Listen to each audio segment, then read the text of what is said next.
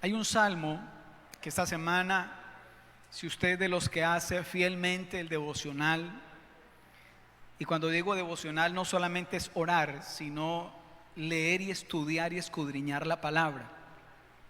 Porque cuando usted ora, usted hace medio devocional. Usted le habla a Dios, pero si usted no toma la Biblia, usted no permitió que Dios le hablara a usted. ¿Sí me hago entender? Entonces, que yo oro a Dios todos los días. Bueno, lo felicito. Usted se desahoga y habla con Dios. Pero ¿qué será más importante? ¿Lo que yo tengo que decirle a Dios o lo que Dios tiene que decirme a mí? Yo sé que para Dios es importante escucharnos, pero su palabra, por favor.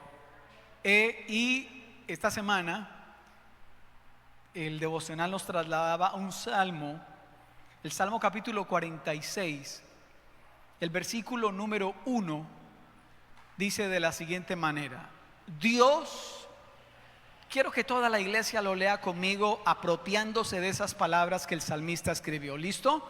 Como una declaración fuerte, que los que están allá en la iglesia virtual puedan escuchar nuestra fe al leerlo. 1, 2 y 3. Dios es nuestro amparo y fortaleza, nuestro pronto auxilio en las tribulaciones. Por tanto, no temeremos, aunque la tierra sea removida y se traspasen los montes al corazón del mar. Verso 3.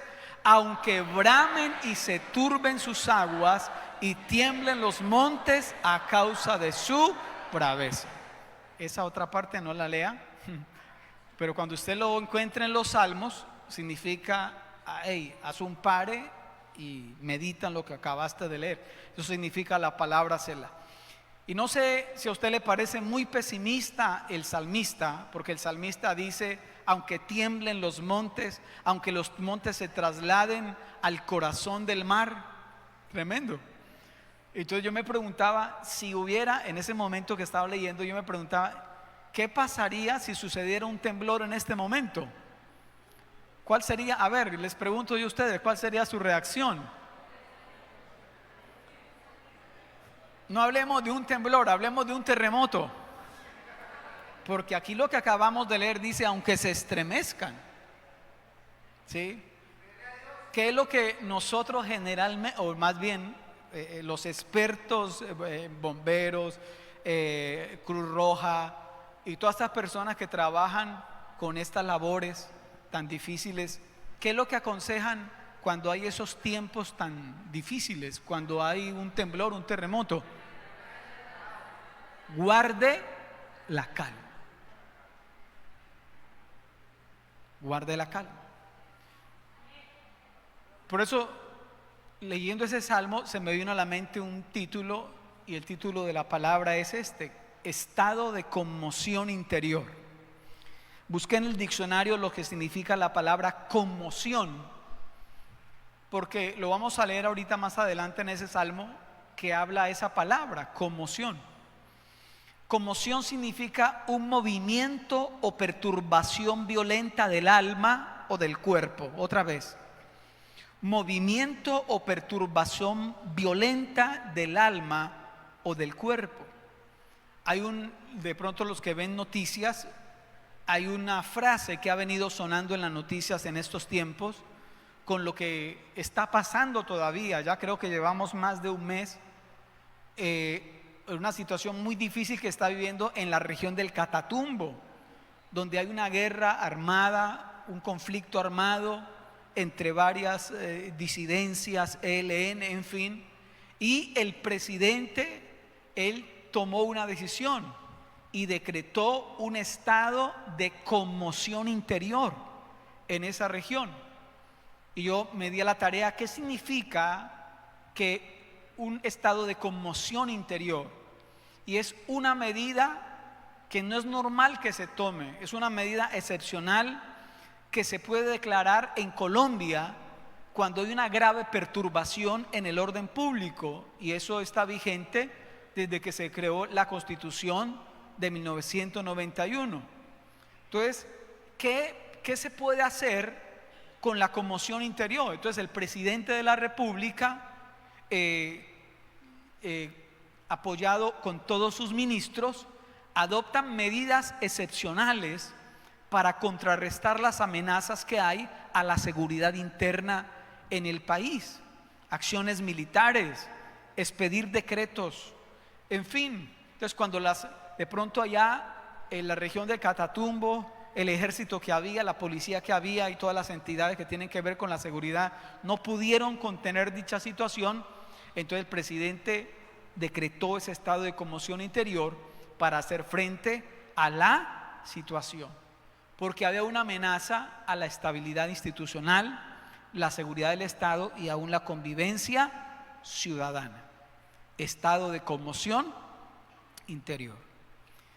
Ese salmo, el Salmo capítulo 46, que fue el que leímos, se dice que tiene un trasfondo, una historia, porque de pronto hay canciones que a nosotros nos gustan y son como banderas en nuestra vida, pero cuando usted escucha al artista contar la historia detrás de la composición, creo que esa composición tiene mucho más peso y mucho más valor para nosotros. ¿Es así o no es así?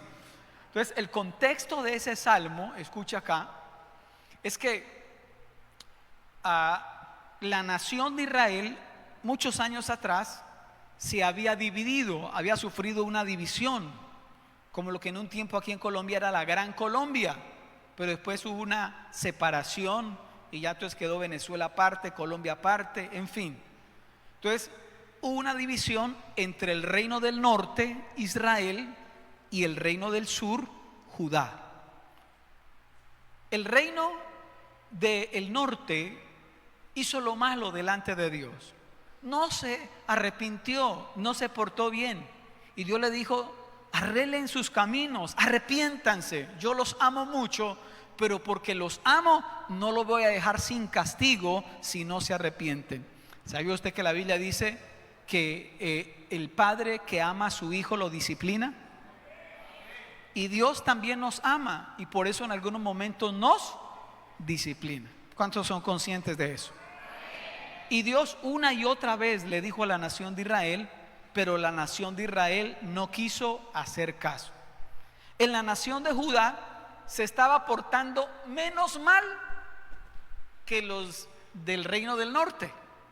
Se estaban portando mal, pero no tanto como los del reino del norte, hasta que llegó un rey en Judá, en el reino del sur, llamado Ezequías. ¿Cómo se llamaba? Y Ezequías fue un rey extraordinario, porque la Biblia describe de Ezequías, el rey de Judá, dice que hizo lo recto ante los ojos de Jehová.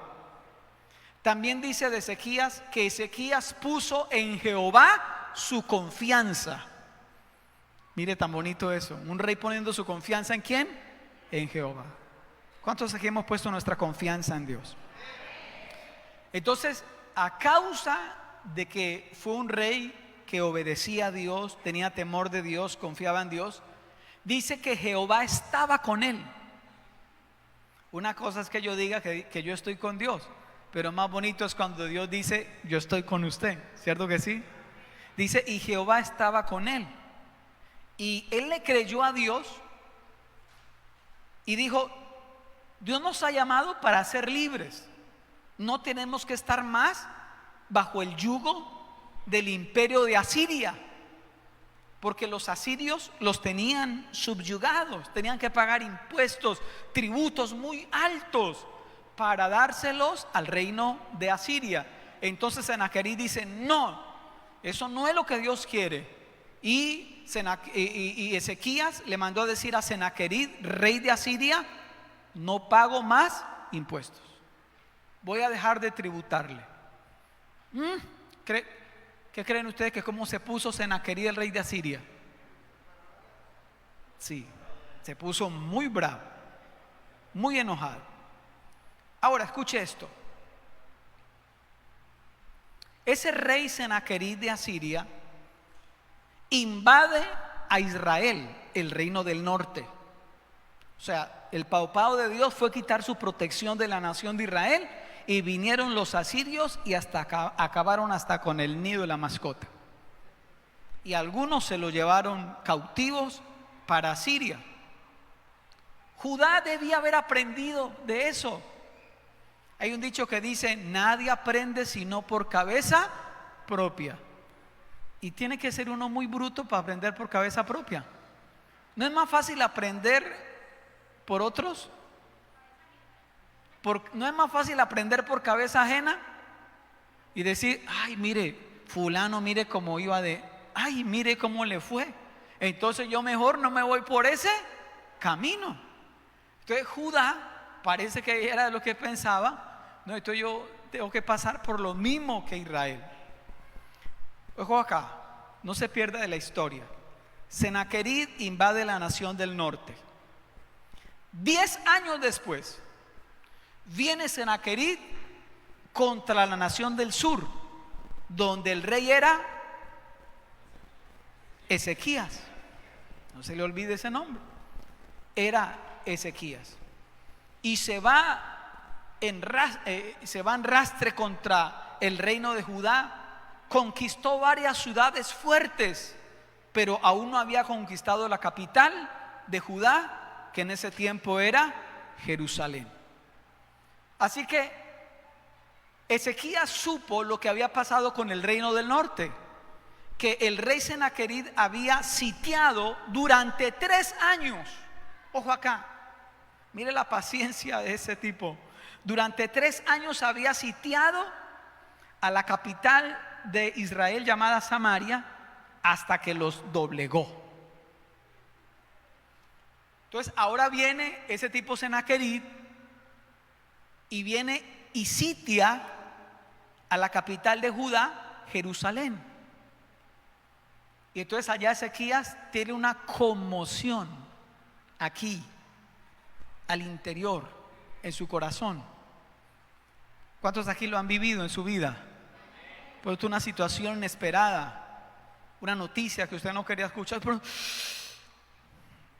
Entonces Sennacherib se conmovió y tomó una muy mala decisión, porque a veces el miedo nos lleva a tomar decisiones equivocadas. Entonces Sennacherib se puso a disposición, Ezequías el rey se puso a disposición de Sennacherib, el rey de Asiria, y le dijo, o le mandó a decir: yo voy a hacer todo lo que usted me imponga, lo voy a hacer. Esta historia está en Segunda de Reyes 18 y capítulo 19. No lo vamos a leer, pero se la estoy resumiendo. Entonces el rey de Asiria, Sennacherib, dijo: sí, señor. Entonces usted, le voy a imponer esto: me va a dar a mí 9,900 kilos de plata, y también me va a dar 9,000 kilos de oro. Tremendo. ¿No quiere otra cosita? Entonces, Sennacherib dijo: ¿y de dónde yo voy a pagar todo eso? ¿Qué hizo?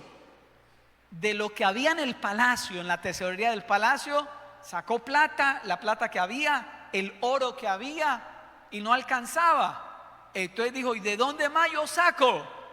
Y la belleza esta miró al templo de Jehová. Y entonces las puertas del templo de Dios en Jerusalén tenían oro, y le sacó el oro a las puertas, a los marcos de las puertas. En otras palabras, desvalijó el templo, desvalijó el santuario de Dios. ¿Qué le parece? Tremendo, ¿cierto que sí? Iba muy bien. Hay gente que empieza muy bien, pero ¿cómo termina? Mal.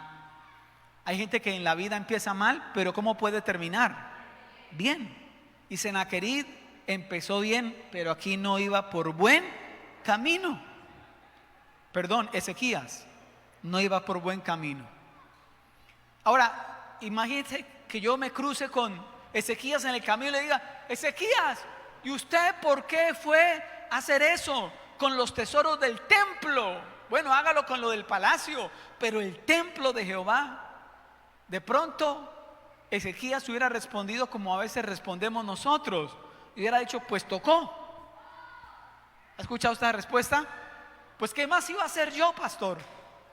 Pues yo, ante eso, ¿yo qué más iba a hacer? ¿Usted sabe qué?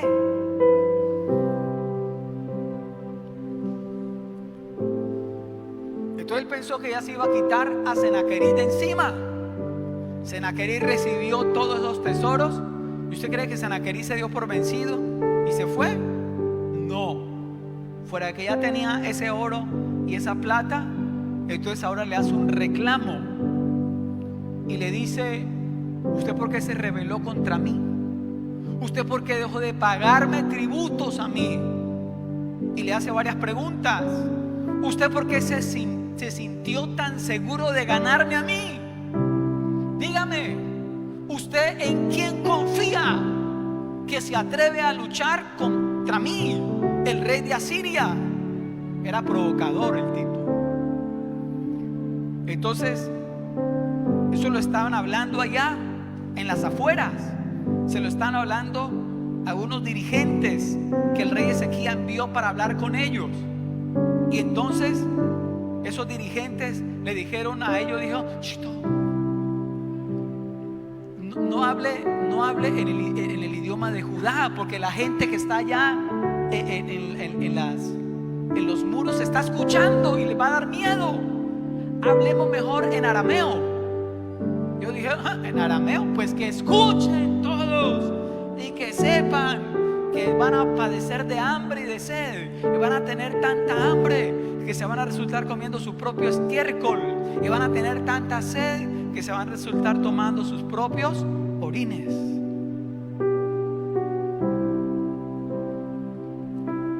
Entonces se envalentonaron más y gritaron a la gente del pueblo de Judá, los de Jerusalén más exactamente, que están escuchando, y le dijeron: no esperen que el Dios de ustedes pueda salvarlos.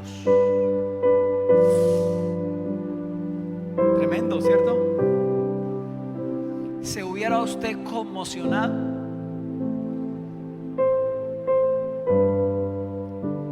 ¿O hubiera usted confiado en Dios? Entonces, ¿qué hizo Ezequías? Mire acá.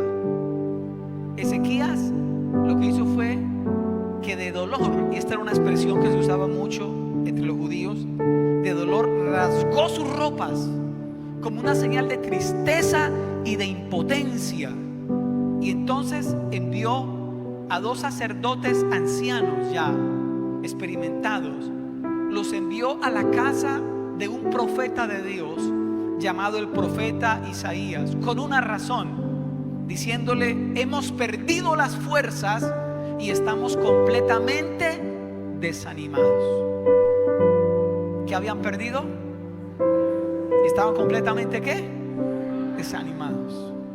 Todos nosotros hemos pasado, o algún día puede ser que pasemos por situaciones tan estrechas que puede ser que nos sintamos así, sin fuerzas o completamente, y le mandan a decir a Isaías: Isaías, el rey le manda a decir que ore por la nación, ore por Jerusalén, ore por él. Entonces 3 cosas hizo el rey Ezequías: rasgó sus vestidos, envió esa razón a Isaías y entró en el templo de Jehová, en el mismo que él había desvalijado. Sí, entró, y como le habían mandado cartas de amenazas, de extorsión, cogió esas cartas y las puso ahí delante de Jehová. Y Dios le responde a través del profeta Isaías y le dice varias cosas, le manda a decir varias cosas a el rey Ezequías. Lo primero que le dijo es: no temas. ¿Qué fue lo primero que le dijo? ¿Qué es lo que Dios te dice hoy? ¿Qué es lo que te va a decir mañana? ¿Qué fue lo que te dijo ayer que usted no escuchó? Todos los días Dios nos dice: no temas. Y le dice: Dios te manda a decir que no temas por las palabras que has oído.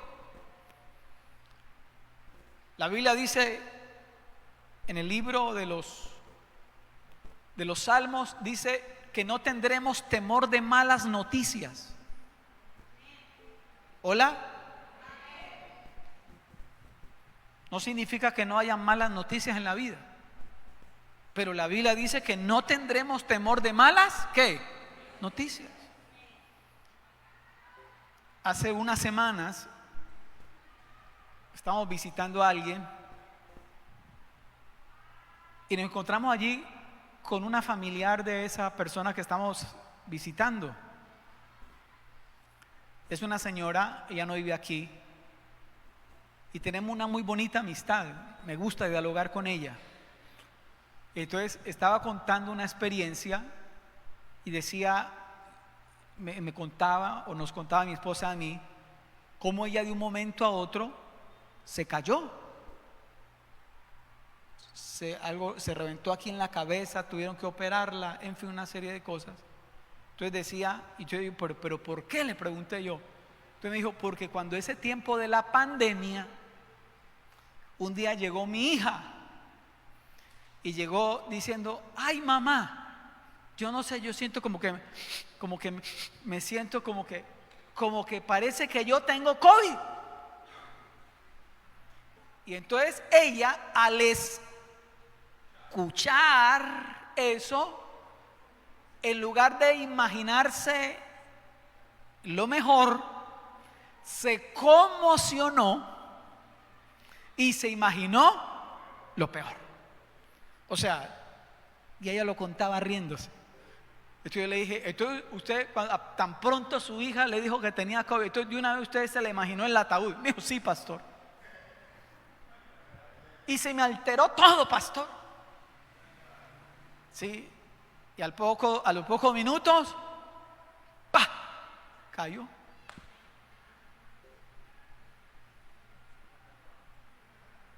Claro, ella, no la hija, ella.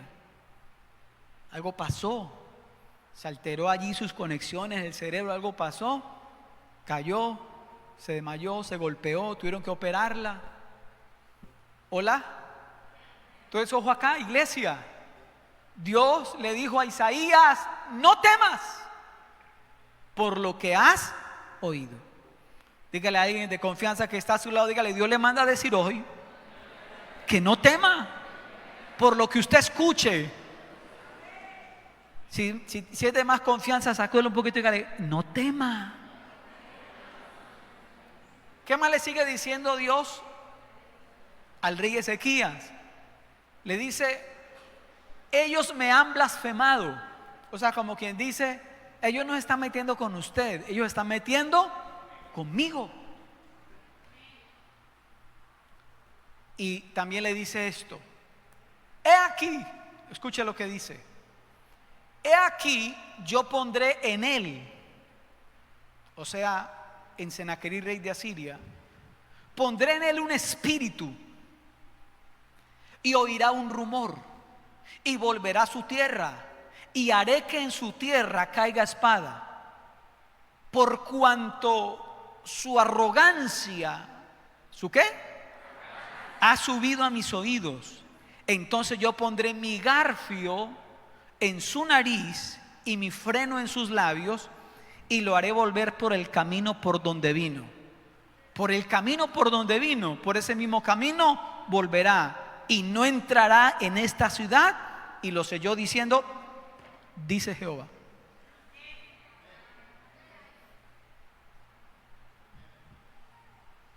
Tremendo lo que Dios dijo, ¿sí o no? ¿Qué pasó al fin?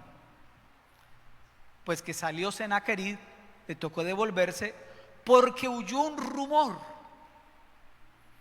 Y es que el rey de Etiopía estaba en Asiria y le quería hacer guerra. Ahora la conmoción, ¿quién la tenía? Sennacherib.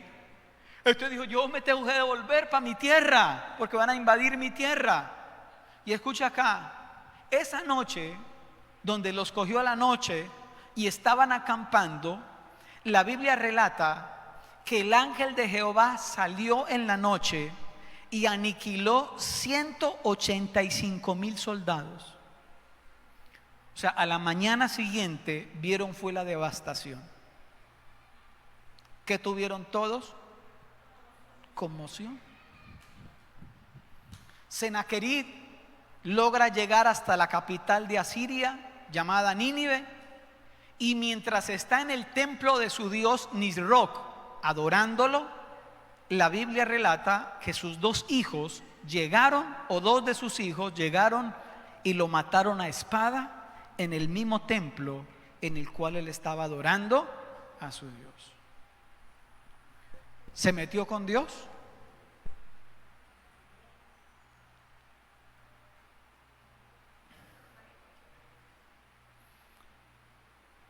Por su arrogancia. Entonces, ese salmo que leímos al principio tiene esta historia como contexto. ¿Sí? Durante la Primera Guerra Mundial, en una comunidad de una isla al norte de Escocia, los hombres jóvenes que eran llamados al servicio militar, que no eran pocos, eran muchos, para ir allá a guerrear en esa Primera Guerra Mundial. Entonces, cada vez que los nuevos soldados se formaban en el muelle antes de embarcar, los parientes, sus padres, sus amigos, se congregaban en aquel lugar y les cantaban el Salmo número 46. Por eso dice en el verso 1, si me lo regalas de nuevo, Juan David, ustedes me van a ayudar a leerlo de nuevo, 1, 2, 3, fuerte. Dios es nuestro amparo y fortaleza, nuestro pronto auxilio en las tribulaciones. Por tanto, no temeremos, aunque la tierra sea removida y se traspasen los montes al corazón del mar, aunque bramen y se turben sus aguas y tiemblen los montes a causa de su braveza. Si lo cree, déle un fuerte aplauso al Señor nuestro Dios.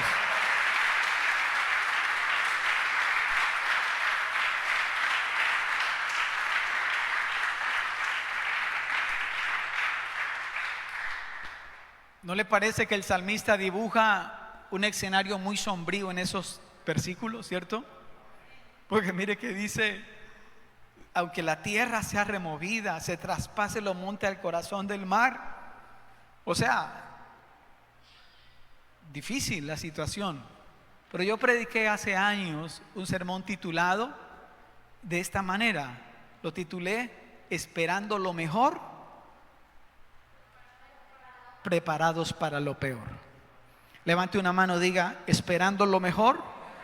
Levante la otra y diga preparados para lo peor. ¿Aló? Pero el salmista dice, si eso pasa, Dios es mi amparo. Si eso pasa, Dios es mi fortaleza. Y si eso pasa, Dios es mi pronto auxilio cuando yo me encuentro atribulado. ¿Lo cree para su vida? ¿Lo cree, iglesia?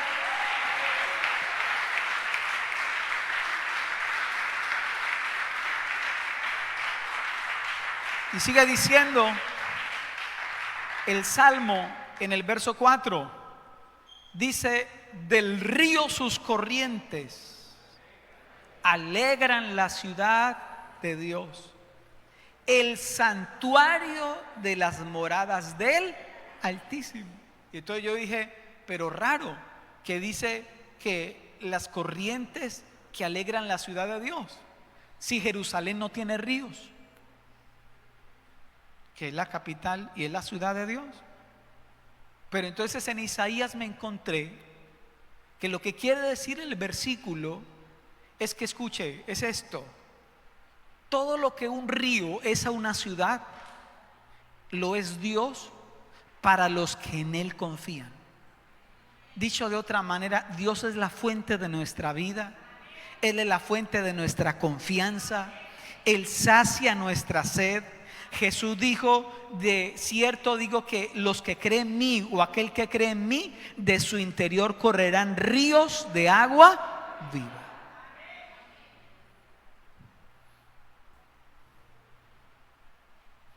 Versículo 5. Sigue diciendo el salmista: Dios está en medio de ella, en medio de esa ciudad. ¿Y qué dice entonces? No será conmovida. Dios la ayudará al clarear la mañana. Bramaron las naciones, titubearon los reinos, dio él su voz. ¿Y qué pasó? Se derritió la tierra. Verso 7 dice: Jehová de los ejércitos está con nosotros, nuestro refugio es el Dios de Jacob. Lea conmigo el verso 7, iglesia, todos. Jehová de los ejércitos está con nosotros, nuestro refugio es el Dios de Jacob. Mire, ahí está el secreto de la confianza, de que Jehová está con nosotros. Hola. Con todo esto que pasó con la pandemia hace ya 5 años, si mal no estoy, ¿sí? Los reinos se derritieron. Ay, ¿qué vamos a hacer? Nos llevó el que nos trajo. Ay, y aún cristianos también. Ay, lo único contento eran los muchachos. O sea que ya no tengo que ir a estudiar. Y esa alegría les duró poco. Que ay, ¿cuándo era que ya podemos ir otra vez? Sí, pero todo el mundo se conmocionó, aún cristianos. Pero aquí el salmista David dice: Jehová está con nosotros. Hola. O sea, mire, escuche, iglesia, lo peor que podría acontecer no debe ser motivo de temor, porque Dios está todavía con nosotros. Verso 8, para ir cerrando, dice: venid, ved las obras de Jehová, que ha puesto asolamientos en la tierra. ¿Qué más hace Dios? Hace cesar las guerras hasta los fines de la tierra, quiebra el arco, corta la lanza y quema los carros en el fuego. Y escuche este versículo tan precioso: estad quietos y conoced que yo soy Dios. Seré exaltado entre las naciones, enaltecido seré en la tierra. Jehová de los ejércitos está con nosotros, nuestro refugio es el Dios de Jacob.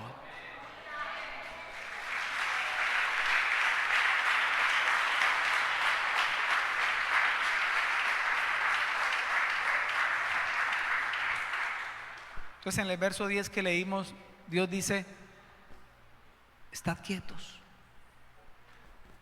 Porque cuando uno está conmocionado,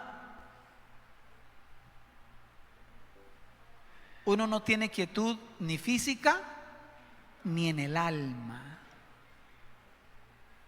Y Dios a la iglesia le está dando una orden, no es un consejo. ¡Quieto!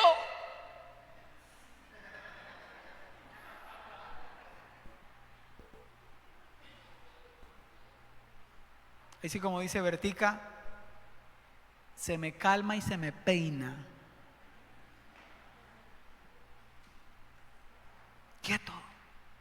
Confíe en mí. No tema por lo que está escuchando. Está quietos. Hay gente que le ora a Dios desde la conmoción, desde el miedo. Yo creo que dice: ay, otra vez. Quieta. Señora, quieta. Señor, quieto ya. Cálmese. Confía en mí. ¿Qué le he dicho yo a usted? No, pues usted me ha dicho una promesa. Bueno, entonces mire acá, la falta de quietud me impide conocer al Dios que digo adorar. Otra vez, la falta de quietud en Dios me impide conocer al Dios que yo digo que yo adoro. ¿Cómo estaba Ezequías? Conmocionado. ¿Qué hago? ¿Y cuál fue la razón que Dios le envió? No tema, tranquilo, esta guerra yo la voy a pelear por usted. Quietud del alma significa confianza en Dios. Confianza en Dios significa fe.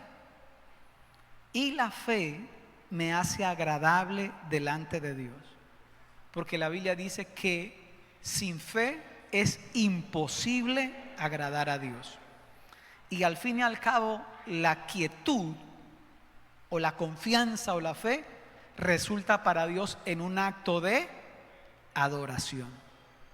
Por eso en Proverbio 28 dice: el justo está confiado como un león.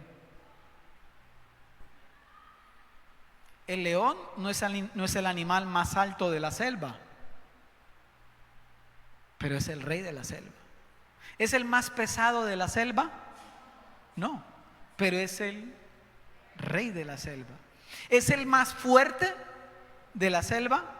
No, pero es el rey de la selva. ¿Por qué se le llama al león el rey de la selva? Su actitud.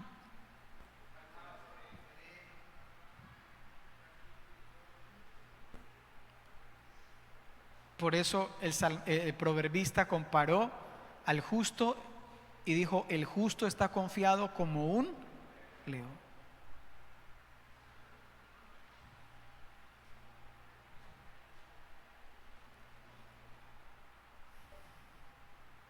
Y siempre me viene a la mente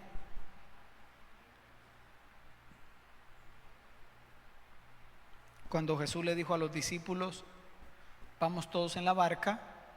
Era en la noche, tarde de la noche. Móntense en la barca. Se montaron todos y les dijo: vamos a pasar al otro lado. Y en medio del mar se levantó una fuerte tempestad que parecía que la barca se hundía. Los discípulos conmocionados. Mientras los discípulos están conmocionados, Jesús, ¿qué está haciendo? Durmiendo en la parte de atrás del barco. Los discípulos conmocionados: nos vamos a morir, nos llevó el que nos trajo, firme el testamento, venga yo lo grabo, cuáles van a ser sus últimas palabras, ánimas del purgatorio, ¿quién las puede? Mientras todos están allá, Jesús está durmiendo, porque Él dijo antes de salir en la playa, Él ya había dicho: señores, vamos a pasar al otro lado.